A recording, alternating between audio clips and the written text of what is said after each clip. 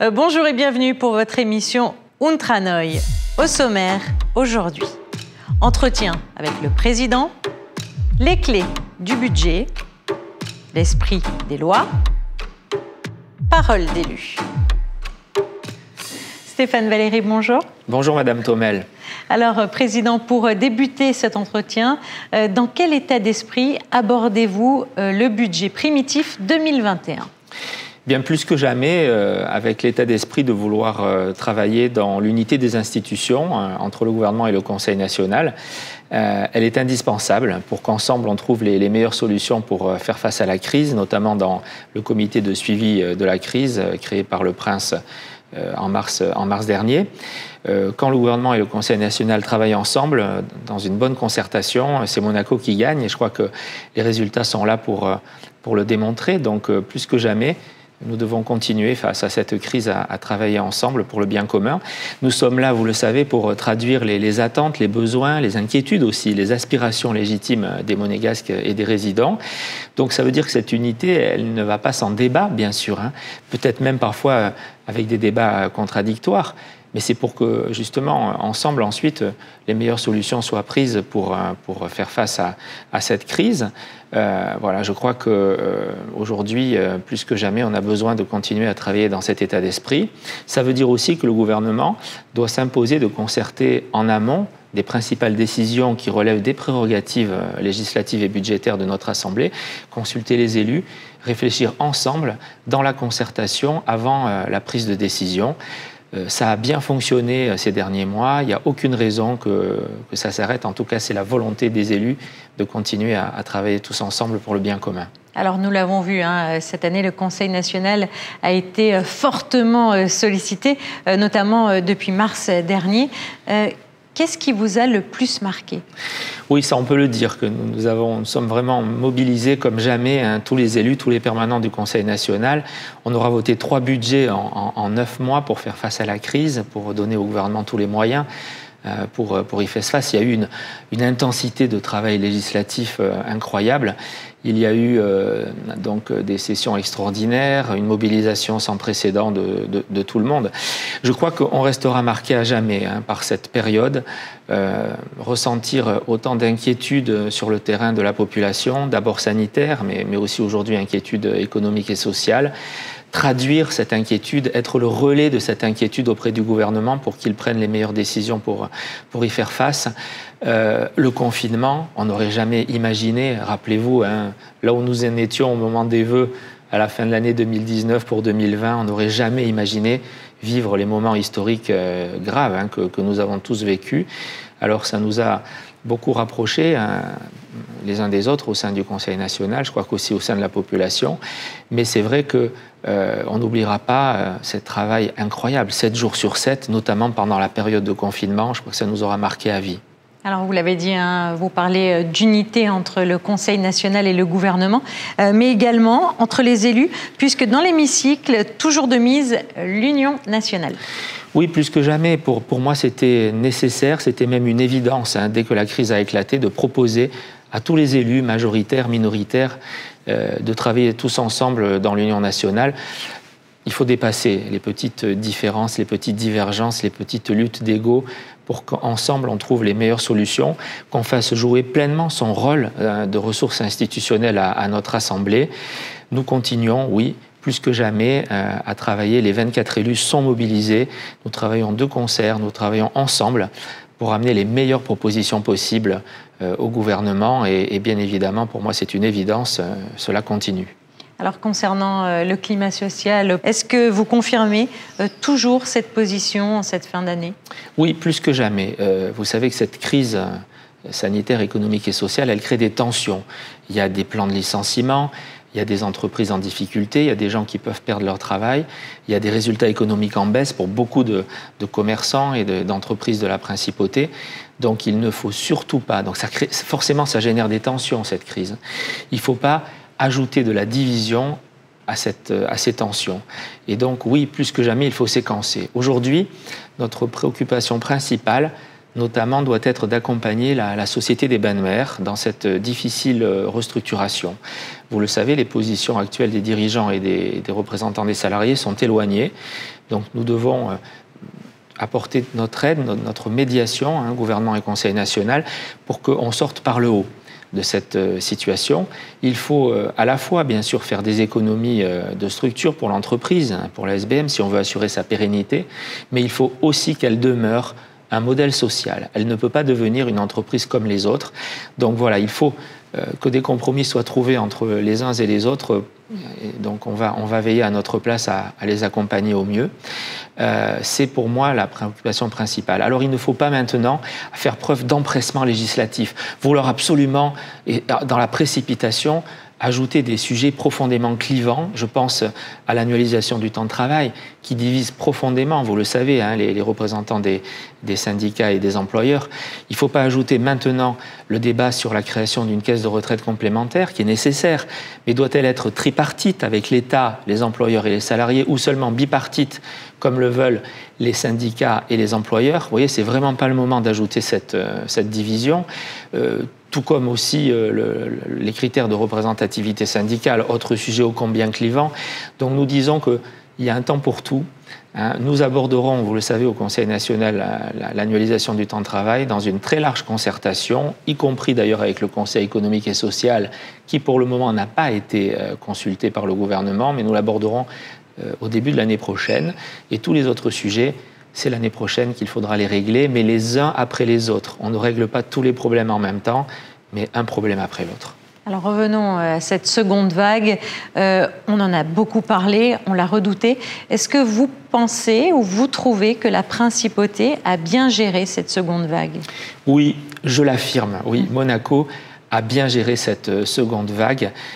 Nous avons su, grâce au travail commun gouvernement et Conseil national dans ce comité mixte de suivi, nous avons su proposer au prince souverain, je crois, les meilleures décisions possibles.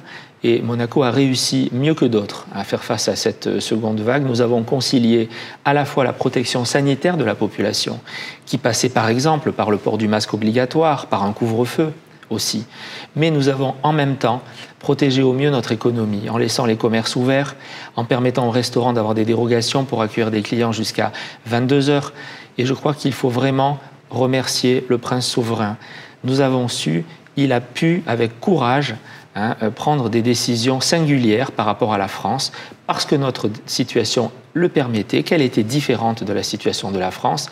Il a eu le courage de le faire. Le résultat, il est là. Donc oui, nous nous en sortons mieux que les autres. Et je le répète, nous devons remercier le prince souverain. Alors une économie qui tient mieux, mais il reste quand même des zones encore sinistrées. On parle de prévisions budgétaires qui nous mènent à un budget annoncé en déficit. Est-ce que, selon vous, la réponse budgétaire de l'État est à la hauteur de la crise ? Oui, absolument. Le département des finances et de l'économie a beaucoup travaillé, en concertation d'ailleurs bien sûr avec le Conseil national. J'en remercie le conseiller ministre Jean Castellini. Ce budget présente, c'est vrai, un déficit maîtrisé d'un peu plus de 100 millions, mais on sait très bien que la totalité des dépenses inscrites, chaque année, ne sont pas totalement dépensées. Notamment, on pense aux grands travaux, il y a toujours un peu de décalage dans le temps. Donc c'est un budget qui pourrait très bien être quasiment à l'équilibre à la fin de l'année. Or, il contient la totalité des sommes qui étaient nécessaires à la fois à l'accompagnement des entreprises, mais aussi à la relance économique. Il y a 90 millions qui sont prévus pour, vous le savez, les 4 fonds de relance. Nous avons, je crois, voté tous les crédits qu'il fallait. Le CTTR est là pour sauver les emplois qui peuvent l'être et qui le seront jusqu'à aussi longtemps que nécessaire. Donc le CTTR est prévu d'ores et déjà jusqu'à fin mars. Mais s'il faut, nous demanderons qu'il soit prolongé pour sauver les emplois. Les aides directes, on les a votées, elles ont été données au moment du confinement aux entreprises, elles ont été un modèle, tout le monde le reconnaît. Aujourd'hui, nous avons la CARE qui est là pour étudier au cas par cas et aider les entreprises dans leurs frais fixes qui sont encore très impactés par la crise. Il y a ces 90 millions donc, du fonds de relance. Ce que nous ferons, c'est que nous veillerons mois par mois à suivre cela. Nous avons demandé au gouvernement que cet argent ne soit pas seulement voté, c'est bien, inscrit dans les lignes budgétaires, mais il soit réellement dépensé sur le terrain pour les commerçants, pour les entreprises de la principauté. Il faut et le budget le permettra, que la demande publique reste très élevée et qu'elle profite d'abord et avant tout aux commerçants et aux entrepreneurs de la Principauté. Voilà, le Conseil national va y veiller à sa place. Et puis les fêtes de fin d'année approchent à grands pas. Est-ce que vous avez un message à faire passer aux Monégasques et aux résidents ? Oui, alors bien sûr, ces fêtes de Noël et ces fêtes de fin d'année ne seront pas ce qu'elles sont d'habitude. Il ne faut pas se le cacher. Ce que je souhaite vraiment, c'est qu'on puisse faire profiter nos aînés, nos personnes âgées, de les partager, de passer un moment avec leurs enfants, avec leurs petits-enfants. Et je pense en particulier à ceux qui sont en EHPAD, à ceux qui sont au centre de gérontologie clinique. Nous avons une réunion du comité de suivi le 11 décembre avec le gouvernement pour que des mesures peut-être plus souples soient prises à partir du 18 décembre. Nous allons demander que les aînés ne soient pas privés de tout lien affectif pendant ces fêtes. Je crois que c'est très important pour eux et pour leur famille.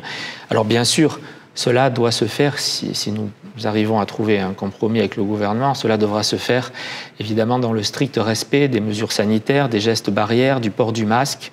Il faut évidemment qu'on continue. Je crois que la population de Monaco a montré ces derniers mois son sens civique, son sens des responsabilités, son respect de ces mesures sanitaires et de ces demandes faites par les autorités.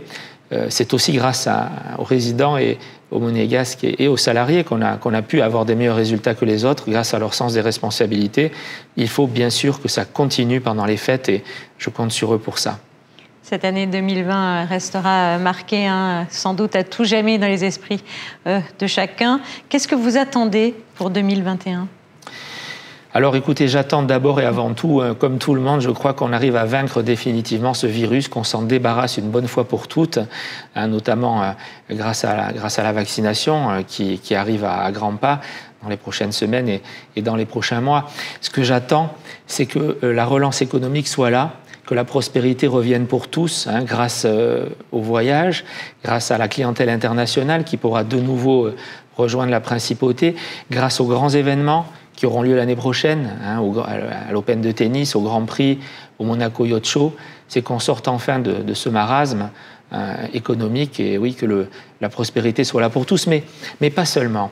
Ce que je souhaite, c'est qu'on retrouve la liberté, oui. La liberté de pouvoir voyager, mais la liberté aussi de pouvoir faire la fête. Voilà. Que le bonheur et la joie avec la prospérité économique soient de retour pour toutes et tous. Voilà ce que le vœu que je pourrais faire pour 2021. Merci beaucoup Stéphane Valéry. On se quitte sur ce beau message. En attendant, on retrouve tout de suite Balthazar Sédou pour les clés du budget.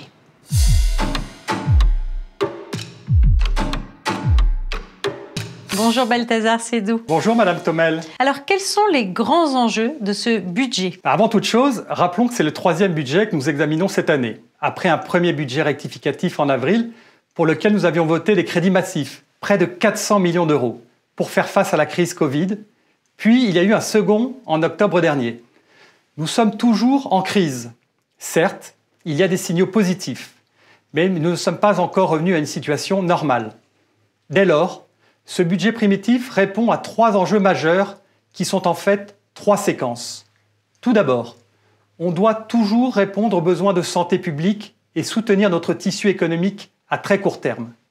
Je dirais ensuite, ce budget doit nous permettre de préparer la reprise. C'est notamment la vocation des fonds de relance que le gouvernement a annoncé en septembre dernier.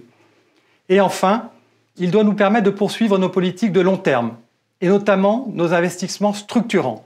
Je pense notamment par exemple à la rénovation du Larvoto ou à la réalisation de l'îlot Pasteur, qui permettra ensuite de débuter les travaux de rénovation du centre commercial de Fontvieille. Et puis bien entendu, les investissements du plan national pour le logement, qui permettra de résorber la pénurie de logements domaniaux à partir de 2022, si évidemment l'on ne prend pas de retard. Et là, croyez-moi que le Conseil national sera vigilant au respect des délais. Pouvez-vous nous donner quelques chiffres ? Alors pour l'année 2021, le gouvernement nous soumet un budget primitif en déficit d'un peu plus de 114 millions d'euros, sur la base d'une hypothèse de recettes d'un peu plus de 1,4 milliard et d'une prévision de l'ordre de dépenses de près de 1,6 milliard d'euros. Rappelons qu'à ce stade, il s'agit d'un budget prévisionnel, à l'occasion duquel c'est l'ensemble des politiques publiques mises en œuvre pour l'année 2021 qui sera examiné. Pour mémoire, Le déficit annoncé au premier budget rectificatif 2020 du mois d'avril était de 450 millions d'euros. Au second rectificatif, il n'était plus que de 165 millions. On peut raisonnablement penser qu'il sera encore inférieur à la clôture des comptes. Quelle est la situation aujourd'hui et surtout, comment ce budget y répond-il? Je vais commencer par une remarque relativement positive. Monaco s'en sort mieux que de nombreux autres pays. Rappelons que nous avons connu plusieurs années d'exécution budgétaire d'affilée, que nous n'avons pas de dette publique et que malgré un investissement massif de capitaux publics pour continuer à faire face à la crise ces 9 derniers mois, nous allons finir l'exercice 2020 dans une situation qui n'est pas alarmante. Et puis, n'oublions pas que nous avons un fonds de réserve constitutionnel de plus de 5 milliards d'euros. Tout en restant positif, on doit prendre en compte un certain nombre de facteurs. Tout d'abord, il y a de nombreuses activités qui tournent encore au ralenti, soit parce qu'elles sont encore soumises à des restrictions sanitaires qui ne leur permettent pas d'exercer, soit parce que les mesures extérieures à Monaco, comme par exemple les restrictions de voyage, les privent d'une clientèle indispensable à leur équilibre économique. C'est notamment le cas des entreprises liées au tourisme, à l'événementiel, l'hôtellerie, les spas, les salles de sport ou même les bars, pour ne citer quelques exemples. Il est évident que pour ces entreprises, l'État a mis en place plusieurs dispositifs. J'en évoquerai deux. D'une part, pour sauvegarder l'emploi, il y a le chômage total temporaire renforcé, le CTTR, qui lui permet de prendre en charge 80% du salaire net et donc de soulager les employeurs. Les élus l'ont dit à de nombreuses reprises, et je vous le répète aujourd'hui, il faut que le gouvernement maintienne ce dispositif aussi longtemps que nécessaire. Ensuite, il y a la commission d'accompagnement à la relance économique, ce qu'on appelle la CARE, pour soutenir directement les entreprises en les soulageant de leurs charges fixes, par exemple en payant la moitié de leur loyer. Cette commission, au sein de laquelle ma collègue Corinne Bertani et moi-même siégeons, examine chaque situation et au cas par cas pour proposer la meilleure réponse. Je ne vais pas rentrer dans les détails, mais il y a également d'autres moyens. Il y a des réductions de loyer dans les locaux commerciaux domaniaux, il y a des exonérations de charges ou il y a également des dispositifs de retour à l'emploi notamment. Quel impact pour l'emploi et l'entreprise? La crise, elle est profonde, vous le savez. La situation sociale, elle est préoccupante, avec aujourd'hui près de 40 plans sociaux annoncés, un nombre de demandeurs d'emploi inquiétant pour cette période de l'année, et des entreprises qui, même si elles peuvent aujourd'hui reprendre un début d'activité, elles doivent faire face au bilan d'une année sans les rentrées de capitaux prévues. Donc, restons prudents. Nous n'avons pas attendu que la crise s'installe. Les élus n'ont pas hésité dès avril à voter un budget rectificatif sans précédent. Et nous avons demandé que tout soit mis en œuvre pour sauver notre économie. Je pense bien sûr aux commerçants, aux artisans ou aux travailleurs indépendants qui ont rarement les reins suffisamment solides pour survivre à une année blanche. Je le répète aujourd'hui, nous sommes engagés pour l'emploi et les entreprises et nous souhaitons vraiment que les crédits votés soient utilisés pour permettre une reprise dans les meilleures conditions possibles dès que la situation sanitaire le permettra. En quoi ce budget prépare-t-il la relance économique? Eh bien, aujourd'hui encore, nous sommes dans une relative incertitude. En effet, durant l'été dernier, beaucoup pensaient que nous étions dans un mouvement de reprise, et ce jusqu'au début de l'automne. Puis, la seconde vague est arrivée et nous a contraints, ainsi et comme les pays voisins, à de nouveau imposer des restrictions sanitaires, et donc à limiter l'activité économique. Pour autant, en septembre dernier, le gouvernement a présenté un plan de relance de 90 millions d'euros, qui est intégré au budget primitif que nous nous apprêtons à examiner et à voter. Ce sont les 4 fonds dédiés sur différents axes de relance économique qui correspondent aux orientations stratégiques du pays. À ce sujet, rappelons que si ces fonds sont sectorisés, ils ne sont pas exclusivement dédiés à des entreprises des secteurs concernés. C'est le point fondamental. Vous n'avez par exemple pas besoin d'être une entreprise numérique pour bénéficier du fonds bleu. Il vous suffit d'avoir un projet numérique pour votre entreprise, tel que par exemple le développement d'un site internet pour faire du click and collect, et vous pourrez en bénéficier. Pour ces séances budgétaires, quel est votre état d'esprit? Un état d'esprit déterminé et attentif. Il faut que le gouvernement continue d'avoir une action sur 2 fronts. On doit en même temps soigner et vitaminer. Soigner en aidant ceux qui en ont besoin, et d'autre part, vitaminer en donnant le coup de pouce qui permettra à ceux qui le peuvent de repartir. Déterminés, nous le sommes plus que jamais. L'engagement des élus et du président Valéry pour soutenir tous ceux dont la situation le justifie, elle est totale. Et nous continuerons de demander au gouvernement de faire le nécessaire pour limiter les conséquences de la crise le plus possible, notamment en utilisant l'ensemble des crédits que nous mettons à sa disposition pour ce faire via le vote du budget. Merci Balthazar Seydoux pour m'avoir accordé cet entretien. À présent, la suite des clés du budget.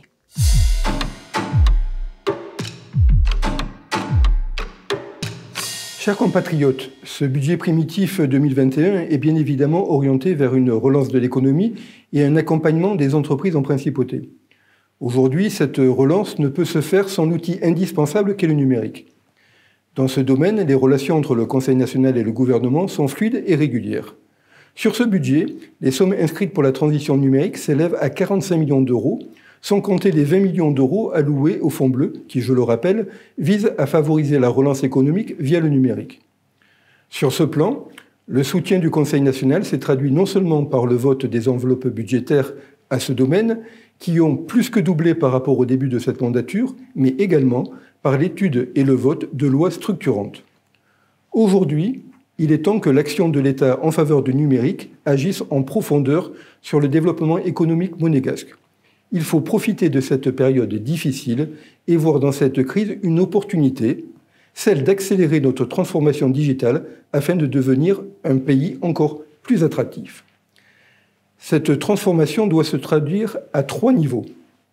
Tout d'abord, l'accélération de la digitalisation de notre administration pour la rendre encore plus efficace. Ensuite, comme j'ai déjà pu le dire lors de l'étude du dernier budget rectificatif, il faut aider les entreprises monégasques à gagner en compétitivité en se digitalisant intelligemment et de manière sécurisée, développer l'écosystème numérique local, notamment par la commande publique. C'est le rôle du Fonds bleu. Et enfin, les efforts de l'État doivent se traduire rapidement par de la création de nouvelles richesses, c'est-à-dire favoriser l'installation de nouvelles sociétés dans ce secteur très porteur, et donc par des créations d'emplois et du développement de chiffres d'affaires. Il faut maintenant du concret. À ce stade, le Conseil national vote les crédits nécessaires, vote des lois importantes. Nous continuerons sur cette voie pour accompagner l'État sur la voie de sa transition numérique.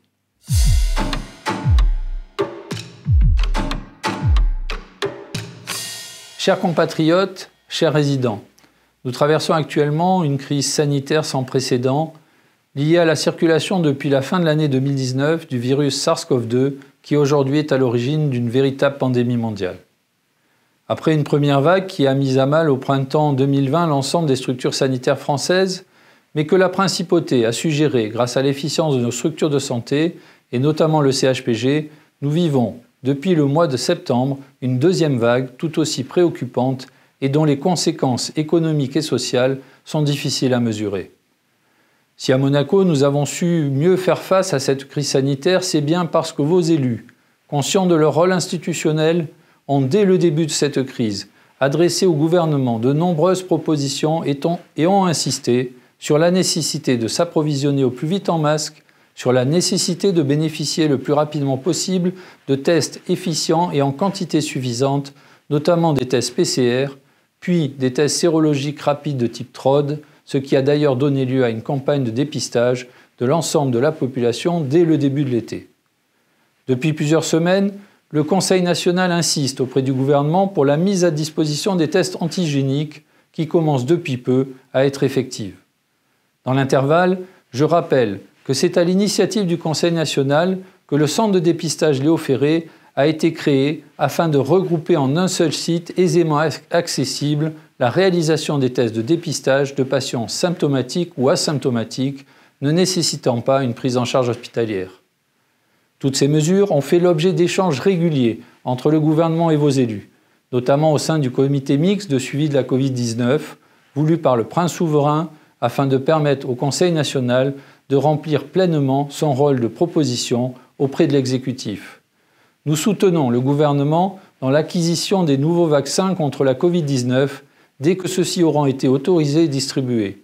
Il faut dès maintenant anticiper sur la politique de vaccination à mettre en œuvre le plus rapidement possible et qui devra débuter par les plus fragiles d'entre nous, et je pense bien évidemment à nos aînés, qu'ils soient à domicile ou en établissement de santé. Depuis le début de cette crise, le Conseil national, uni, pleinement conscient de la sévérité de la crise, s'attache à proposer au gouvernement les mesures qui lui semblent les plus adaptées à la situation et à faire preuve d'anticipation pour lutter efficacement contre les conséquences tant sanitaires qu'économiques et sociales liées à cette pandémie. Aux côtés du Président, vous pouvez compter sur moi et sur l'ensemble des élus pour répondre à vos besoins et attentes légitimes.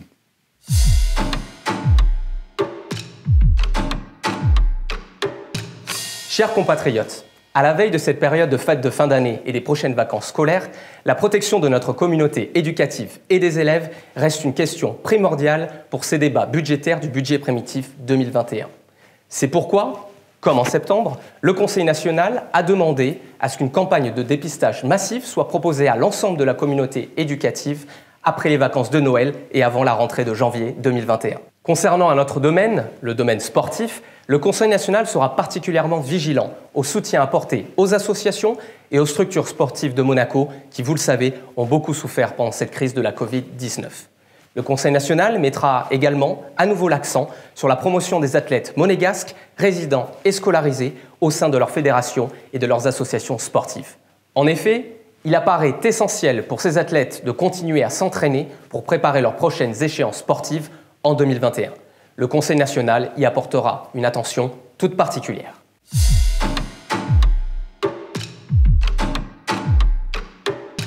Le projet de loi numéro 1008 vise à renforcer le dispositif déjà existant de lutte contre le blanchiment de capitaux, le financement du terrorisme et la corruption. Le vote de ce texte permettra à la Principauté de Monaco d'être en conformité avec les standards édictés par la 5e directive de l'Union européenne en la matière. Ce texte est d'autant plus important que la Principauté de Monaco va prochainement être évaluée par le comité d'experts Monéval qui viendra s'assurer de la conformité de la législation monégasque avec les standards européens en la matière. Ainsi, il est impératif que ce texte soit voté avant le 31 décembre prochain, date qui correspond à l'échéance fixée par l'Union européenne, afin d'éviter que Monaco soit placé sur la liste grise des pays non coopératifs. Afin d'aboutir à une loi la plus pertinente et un texte le plus pragmatique possible, la commission de législation a d'abord reçu les représentants des différentes entités et professions assujetties au dispositif anti-blanchiment qui mettent en œuvre cette législation au quotidien en Principauté de Monaco. Les attentes de ces professionnels ont bien évidemment été prises en compte. Ensuite, nous avons procédé à une analyse et une étude minutieuse de ce texte afin de nous assurer que celui-ci n'allait pas au-delà des standards qui étaient fixés par le texte européen. Nous avons voulu par là éviter ce que l'on appelle la surtransposition et ainsi éviter d'imposer aux professionnels des obligations plus contraignantes que celles qui sont prévues par la directive européenne.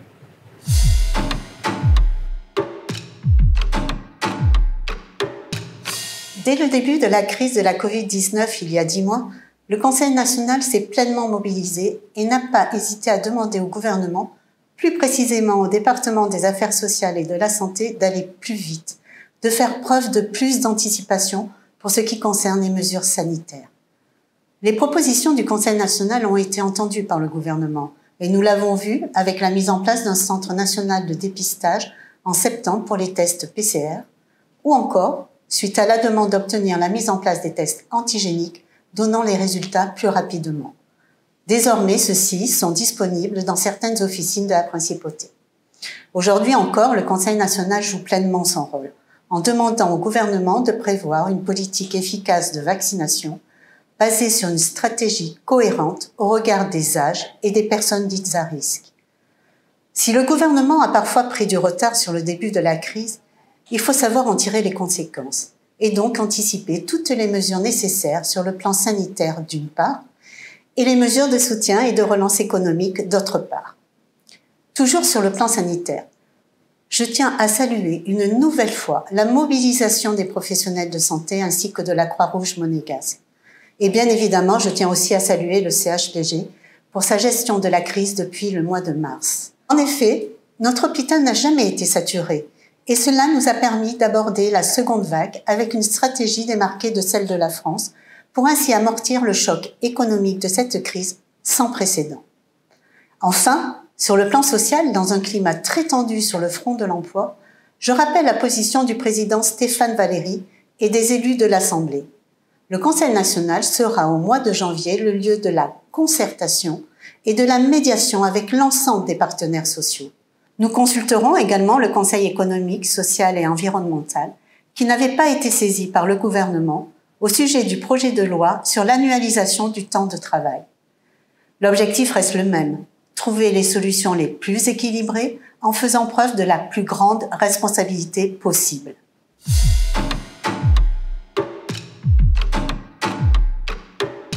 Mes chers compatriotes, à la veille de l'examen du budget primitif pour 2021, j'exprime un vœu, en tant que président de la commission de suivi du FRC et de la modernisation des comptes publics du Conseil national. Ce vœu est celui de prévisions budgétaires justes et fiables présentées par le gouvernement. Car aujourd'hui, nous sommes encore loin du compte. La disparité des chiffres budgétaires entre le budget primitif 2020, les 2 rectificatifs votés en avril puis en octobre dernier, et maintenant le primitif 21, n'est pas satisfaisante. Elle traduit des précautions trop larges et un excès de prudence totalement injustifié qui n'existe dans aucun autre pays, qu'il soit voisin ou non. Nous devons exiger des chiffres plus conformes à la réalité et ne pas valider un confort qui consiste à sous-évaluer les recettes et à surévaluer les dépenses et à nous donner l'illusion d'une gestion de bon père de famille. Il en est de même pour le FRC. Notre prince souverain a indiqué dans la presse, à l'occasion de la fête nationale, que la partie des liquidités du FRC doit être augmentée. Son dessein est de protéger l'État, de protéger les finances de la principauté et de permettre à ces liquidités de correspondre à plusieurs années de dépenses courantes de l'État en cas de crise future. Cet objectif doit aussi être la priorité absolue du Conseil national à l'occasion de l'examen de ce budget primitif 2021. Le FRC doit définitivement être le bas de laine des monégasques afin d'appréhender sereinement la question de la dépendance et du paiement des retraites des agents de la fonction publique dans l'avenir.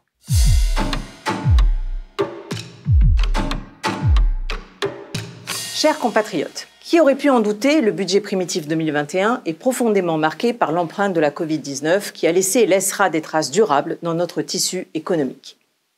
Les conséquences de cette pandémie ont lourdement impacté nos entreprises et cette fin d'année se trouve, comme nous le redoutions, attristée par la perspective de plans sociaux qui se révèlent inéluctables pour celles d'entre elles qui n'ont pas pu résister aux conséquences du confinement, au fléchissement de la demande et aux pertes de marché. Mais la principauté a relevé le défi face à cette situation historiquement inédite pour elle et a pris des mesures nécessaires au soutien des entreprises et de leurs salariés. Actuellement, cet important effort financier entrepris par l'État évolue vers d'autres mesures visant à soutenir et à stimuler la reprise économique, même si certains secteurs, tels que le tourisme et l'événementiel, sont encore pratiquement à l'arrêt et ne peuvent survivre que grâce à la poursuite des aides directes, au premier rang desquelles se situant la prise en charge des coûts du chômage total temporaire renforcé, le CTTR.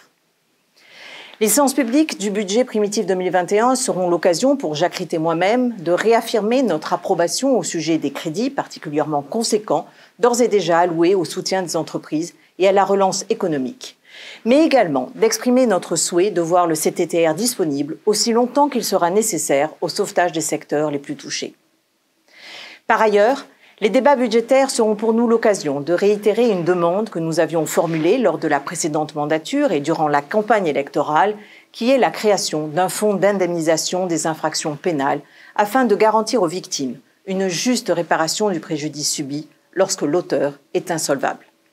La crise sanitaire ne saurait en effet justifier le confinement, même temporaire, d'une cause aussi juste.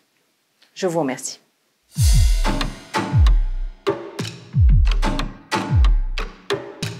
Depuis le début de cette crise, le Conseil national a su faire preuve, dans l'unité des institutions avec le gouvernement, de réactivité et d'efficacité dans la lutte contre le virus. Avec le vote de 2 budgets rectificatifs de crise et l'étude de ce budget primitif adapté à la situation, notre Assemblée a su se montrer pragmatique et en phase avec vos attentes et vos besoins légitimes, permettant ainsi au gouvernement d'apporter la meilleure réponse possible. Alors oui, nous avons jusqu'à aujourd'hui réussi à mieux traverser la crise que bon nombre d'autres pays. Mais ne nous y trompons pas, les effets de la crise Covid-19 sur notre économie seront durables, avec de nombreux secteurs d'activité lourdement impactés. C'est pourquoi nous sommes attentifs à ce que le gouvernement continue de faire preuve d'ambition dans le soutien des entreprises d'abord, puis dans le cadre de la relance économique. Ces secteurs, vous les connaissez. Il s'agit entre autres du tourisme, des transports, de l'événementiel. Nombre d'entreprises, de toute taille, se retrouvent aujourd'hui en grande difficulté. Nous comptons donc sur la commission d'accompagnement de la relance économique, la CARE, que nous voulons ambitieuse et compréhensive pour venir en aide à un maximum d'acteurs économiques. La prolongation du CTTR a été décidée jusqu'au 31 mars 2021, à minima. C'est une nouvelle illustration de cet accompagnement de l'État et du soutien indispensable dans la durée. Tout ceci n'est pas encore terminé. Cette crise n'est pas encore derrière nous. Mais sachez que chacune et chacun d'entre vous peut compter sur la détermination et l'implication totale de l'ensemble des conseillers nationaux qui œuvrent dans l'union nationale, dans l'unité des institutions et sous l'autorité du prince souverain. C'est uni et grandi que nous en sortirons tous ensemble.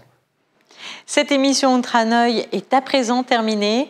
Nous nous retrouvons ce mercredi à 17h pour les séances publiques. Et puis sinon, je vous souhaite d'excellentes fêtes de fin d'année à tous.